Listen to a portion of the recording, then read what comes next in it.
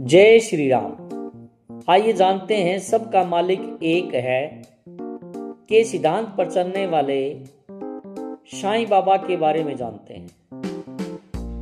हिमालय जिस प्रकार पर्वतों में श्रेष्ठ है, वैसे ही संतों में श्रेष्ठ है साईं।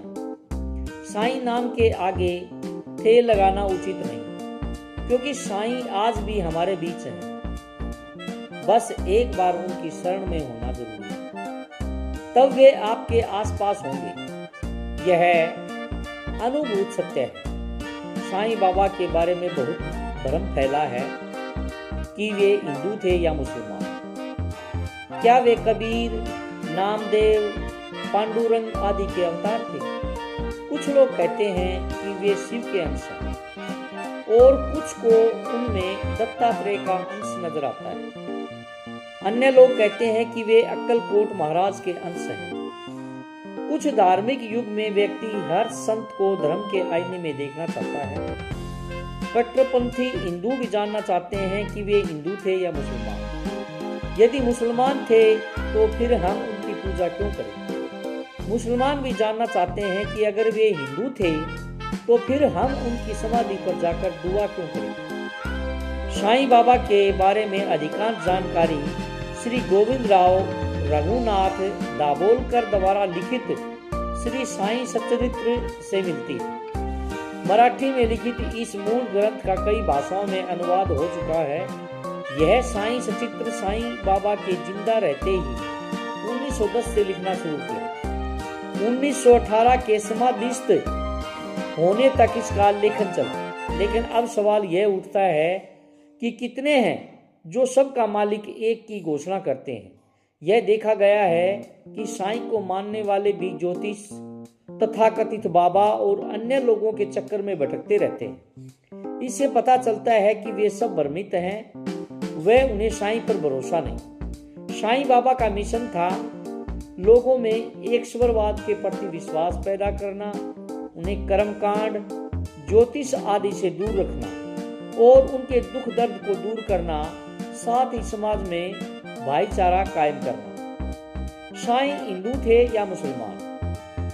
साईं अपना ज्यादातर वक्त मुस्लिम फकीरों के संग बिताते थे, लेकिन माना जाता है कि उन्होंने किसी के साथ कोई भी व्यवहार धर्म के आधार पर नहीं किया। जो लोग साईं बाबा को हिंदू मानते हैं, वे उनके हिंदू होने का तर्क देते हैं। जैसे हिंदू के कुछ उदाहरण हैं। बाबा धूनी रमाते थे। धूनी तो सिर्फ शव और नाथपंथी संत ही जलाते हैं। बाबा के कान बिंधे हुए थे। कान छेदन सिर्फ नाथपंथियों में ही होता है। साईं बाबा हर सप्ताह नाम कीर्तन का आयोजन करते थे, जिनमें विठल अर्थात कृष्ण के भजन होते थे। बाबा कहते थे, ठाकुर नाथ की डंकपुरी, विठल की पंडरी, रणछोड़ की द्वारिका यही तो है। साईं बाबा कपाल पर चंदन और कुमकुम लगाते थे। जहां बाबा पहली बार लोगों को दिखे, उस स्थान पर बाबा के गुरु का तप था। जब उस समाधि की खुदाई की गई, तब वहां 4 दीपक जल रहे थे। महालसापति तथा शिरडी के अन्य भक्त इस स्थान को बाबा के गुरु का समाधि स्थान मानकर सदैव नमन किया करते थे। साईं के बारे में जानकर मानते हैं कि वे नाथ संप्रदाय का पालन करते थे। हाथ में पानी का कमंडल रखना, धूनी रमाना, हुक्का पीना, कान बिंधवाना और भिक्षा पर ही निर्भर रहना, ये नाथ संप्रदाय के साधुओं की निशानी है। नाथों में धूनी जलाना जरूरी होता है, जबकि इस्लाम में आग हराम मानी गई है। सिर्फ इस एक कर्म से ही उनका नाथ पंथी होना सिद्ध होता है। साईं के मुस्लिम होने का तर्क। कुछ लोग साईं को एक मुस्लिम फकीर मानते हैं। वे कहते हैं कि साईं एक मुस्लिम फकीर थे और मुसलमानों की तरह ही उन्होंने अपना जीवन यापन किया। इसके लिए भी वे अन्य उदाहरण देते हैं कि साईं शब्द फारसी का है, जिसका अर्थ होता है संत। उस काल में आमतौर पर मुस्लिम सन्यासियों के लिए इस शब्द का प्रयोग होता था। शिरडी में साईं सबसे पहले जिस मंदिर के बाहर आकर रुके थे, उसके पुजारी ने उन्हें साईं कहकर ही संबोधित किया था। मंदिर के पुजारी को वे मुस्लिम फकीर ही नजर आए, तभी तो उन्होंने साईं कहकर पुकारा। साईं ने यह कभी नहीं कहा कि सबका मालिक एक। साईं सच्चरित्र के अध्याय 4, 5, 7 में इस बात का उल्लेख करते हैं कि वे जीवन भर सिर्फ अल्लाह मालिक है यही बोलते रहे। कुछ लोगों ने हिंदू संत बनाने के लिए झूठ प्रचारित किया कि वे सबका मालिक एक है भी बोलते हैं। कोई हिंदू संत सिर पर कफन जैसा नहीं बांधता, ऐसा सिर्फ मुस्लिम फकीर ही बांधते हैं। जो पहनावा साईं का था वह एक मुस्लिम फकीर का भी हो सकता है। साईं बाबा के रहने के लिए मस्जिद का ही चयन क्यों किया?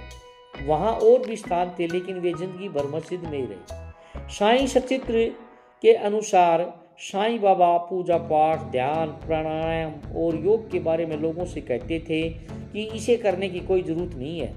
उनके इस प्रवचन से पता चलता है कि वे हिंदू धर्म विरोधी थे। मस्जिद से बर्तन मंगवाकर वे मौलवी से फातिहा पढ़ने के लिए कहते थे। इसके बाद ही भोजन की शुरुआत होती थी। साईं को सभी यमन मानते थे। वे हिंदुस्तान के नहीं अफगानिस्तान के थे, इसलिए लोग उन्हें यमन का मुसलमान कहते थे। उनकी कद काठी और डील डोल यमनी ही था। साईं सचित्र अनुसार एक बार साईं ने इसका जिक्र भी किया था। जो भी लोग उनसे मिलने जाते थे उन्हें मुस्लिम फकीर ही मानते थे, लेकिन उनके सिर पर लगे चंदन को देखकर लोग भ्रमित हो जाते थे। ठंड से बचने के लिए बाबा धूनी में आग जलाते थे। उनके इस आग जलाने को लोगों ने धूनी रमाना माना। इसलिए कहा जा सकता है कि वो एक सच्चे संत थे। वो धर्म में विश्वास नहीं करते थे, सभी धर्मों को समान मानते थे। इसीलिए उन्होंने कहा है कि सबका मालिक एक है। जय श्री साईं बाबा, जय श्री राम। अगर वीडियो अच्छी लगे तो प्लीज़ लाइक, सब्सक्राइब एवं कमेंट जरूर करिएगा।